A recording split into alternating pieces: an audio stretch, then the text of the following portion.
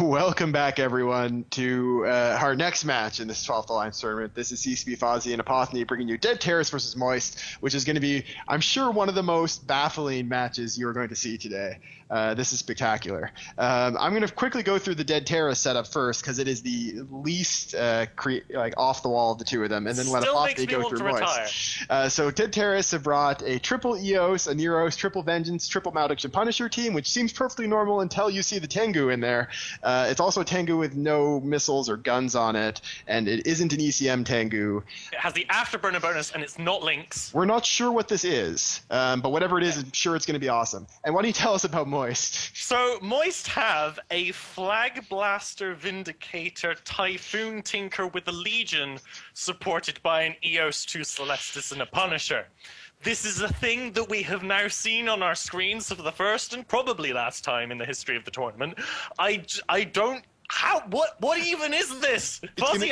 This is awesome TV. That is what it is. All right, the match has now begun. We have Moist have warped in at 0 on the beacon. They're all clustered together as you would expect a Tinker to be, and they're sitting at about 50 kilometers away from the opposing team because Dead Terrace warped in at max range. So we're gonna have to see whether they can get any damage from this Vindicator onto a target. The Vindicator is of course damped, as one would do against a Vindicator in this setup, and we're not seeing any significant damage being applied across the field to Dead Terrace yet. That's going to be Moist's problem. If they can't get locks with the Vindicators or Typhoons, then this team just won't be able to do much because they've already lost the Damp War despite those 2 Celestis. I'm just watching this Tengu, trying to work out what it's doing. We've got the Celestis of Soul Dragon taking the brunt of the DPS from the Dead Terrace team at the moment. It seems to be tanking fine with the Reps and the Legion being nice and strong here. We've got all the drones coming across the match. We've got drones, looks like they're Hobgoblins dropped by the Moist team, but they're not actually going anywhere. They might be doing drone-on-drone combat, possibly. Yeah, there's at the moment the Damp War is definitely it's swung towards Moist. Moist has more of their control applied now. They're applying it mostly to the Tengu and to the Nero. So either they know something that we don't. Looks like the Foons have dropped heavy maintenance bots that they've currently got on the Legion. So that's going to help there. We've got Cap being fed to the Legion from the Typhoon. Possibly, what's the Vindicator doing? The Vindicator is just kind of sitting there quite happily. It looks like it's webbing and painting drones. It's webbing and painting this Gecko here. Yeah, now the Legion, however, is being primaried. So it is going to be pretty hard, actually, for Dead Terrace to kill any of these ships for Moist. Going after the Legion is a good choice, as we've seen this, especially with Armor Tinkers. The Tech 3 is often the weak link for them. If you can break any ship, it's often that ship, and so it's a good choice for Dead Terrace to try to break it. It's also, in the situation, given the ships that they have, smart for Moist to be killing the drones, because they can't kill anything else, because nothing else is going to be within range for their locks for the most part. They can probably lock with one of the Typhoons, but that's not going to be enough to break any of these tanks. So what they need to do is wait out the fight, and at the moment the Legion is holding on quite well. Yeah, I mean, as you say, the vast majority of the Dead Terrace DPS is in their drones. You can Vindy web down and nuke those drones really easily and just set yourself up the long range. We do now have Fed Navy Hammerheads returning from battle back to the Moist world, and we have, it looks like this Vengeance just burning in, going deep. So I'm still trying to figure out what the Tengu's doing. The Tengu may be lining up for a bump. Now it's swung around the bottom of the fight and is now approaching below, but I'm really not entirely sure. It's only going about 600 meters a second, so that's not really going to be super impressive for bumping. I am from the sun. I'll never see them coming, Captain. But at this point, it's going to be really tough for either team to break anyone. Neither team can apply their damage very effectively. The Vindicator, of course, is locked into short range, and the entire Dead Terrace team is being thrown against this Legion. And so far, they've managed to get it down to like half armor, then it bounces back up. That being said, though, it's starting to drop further now. This is probably lower than they've been able to get it before. They've got it now to about maybe 30% armor. It is dropping now. This Legion is definitely starting to break. I'm not sure what happened. They must be hitting their overheat or something. Like that is a Legion that is slowly dying. What's also possible is that the Legion was overheating before and had to turn off its heat. It may have. You can't keep heat going forever. But this Legion is dropping. The Legion is now bleeding structure. It's down below 10% armor. As soon as this Legion goes, the Tinker dies. As soon as it goes, the Tinker is gone.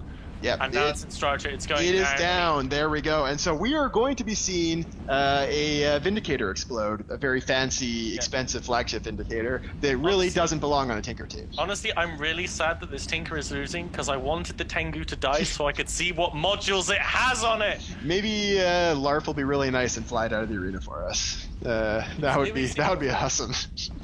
Yeah, so we've got the Celestis of Soul Dragon now. They're going back to their original primary, taking that down, just dismantling the Tinker setup ship by ship by ship now that their Logi's gone.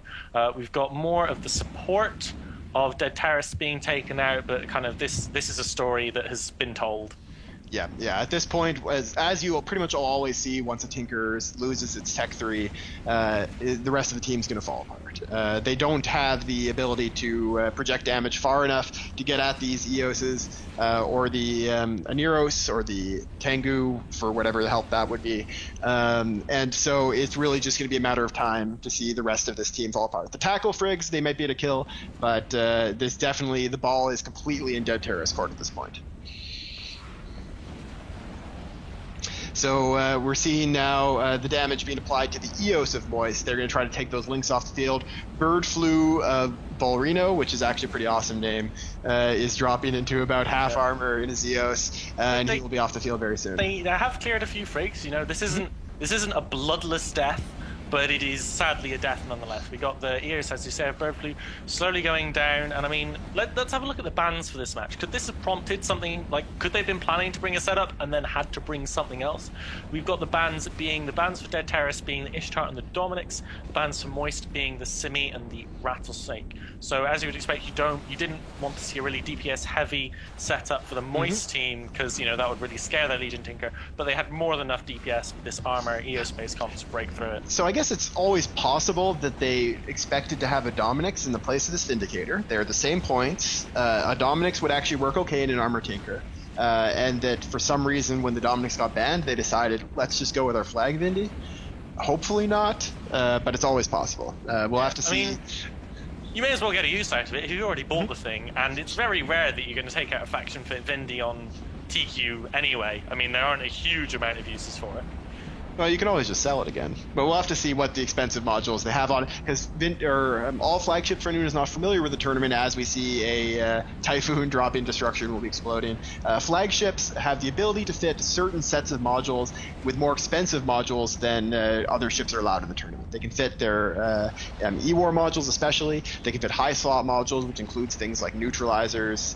They can fit damage modules that increase the damage the ship does. And they can fit one shield booster or up to 2 armor reppers with expensive versions of the modules. And that gives you a lot of power, especially in a ship like a Vindicator. It means they can fit faction or officer damage modules, so you can make it do a ton of damage. And the Vindicator also has a bonus to Stasis Webifying, so you combine that with a very expensive high-class Stasis Webifier, and it makes for a very, very effective flagship. I love the Vindy. I mean, I love my, like, Galente blaster boats, you know, the Brutix, Megathron hulls, Thorax hulled ships. Like, I just love kind of getting in the face, doing a ton of DPS. The Vindy is a gorgeous, gorgeous hull, especially with that web bonus, meaning you apply damage brilliantly to it. Yep, and that is the last Typhoon now on your screen, dropping into structure. He will be disappearing off the field in just a moment. They're still just trying to pick off a vengeance that Terrace here. Dead Terrace have missed the trick. What they could have done, they killed the Vindy first, leave the Typhoon alive, pick up the faction loot from the Vindy before killing the Typhoon, make some money off this game. Yeah, it's very possible. We'll have to see.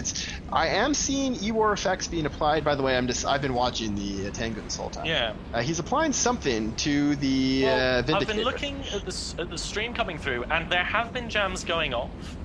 It's just that they appear to be using a non-jam subsystem Tengu to do jams. Is this a armor tank ECM goo without the ECM subsystem?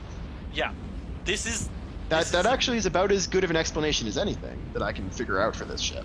It seems suboptimal to me. I mean, maybe they just got mixed up with the names and they're buying a Jita, or they're like, I mean... Anyways, whatever it is, it did win the match, as we're about to see that very expensive explosion. There we go. That is a flagship Vindicator off the field, and with that, Moist is ejected from the tournament, and Dead Terrace will continue on. That is a very convincing victory for Dead Terrace. We're going to be all F5ing, I'm sure, Zed Kilgore, to get a look at what the fit on that Vindicator is. And in the meantime, we're going to send you for some ads and be back very soon for Ushur Khan versus a Nest of Vipers.